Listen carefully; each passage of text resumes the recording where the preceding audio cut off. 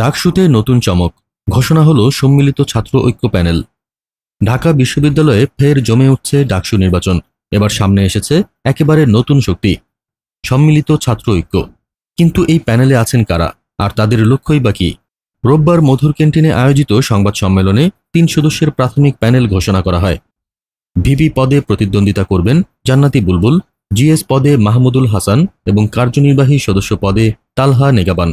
তবে এখানেই শেষ নয়, আগামী ২৬ তারিখ মনোনয়নপত্র চূড়ান্ত হওয়ার পর পূর্ণাঙ্গ প্যানেল হাজির করা হবে বলে জানিয়েছেন তারা। ভিপি প্রার্থী জান্নাতি বুলবুল বলেছেন, সংখ্যা নয়, আসল হলো প্রতিশ্রুতি ও বিশ্বাস। তার দাবি, ঢাকা বিশ্ববিদ্যালয় বারবার ইতিহাস ঘুরিয়ে দিয়েছে অল্প কয়েকজন শিক্ষার্থীর হাত ধরে।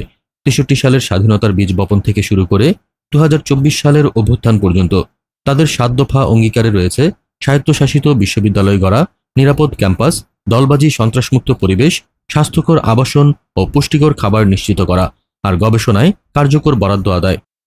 প্রশ্ন হচ্ছে, এই নতুন ঐক্য কি ডাকসুর রাজনীতিতে সত্যিকারের পরিবর্তন আনতে পারবে, নাকি এটি পুরনো ছকের আরেক ধাপ?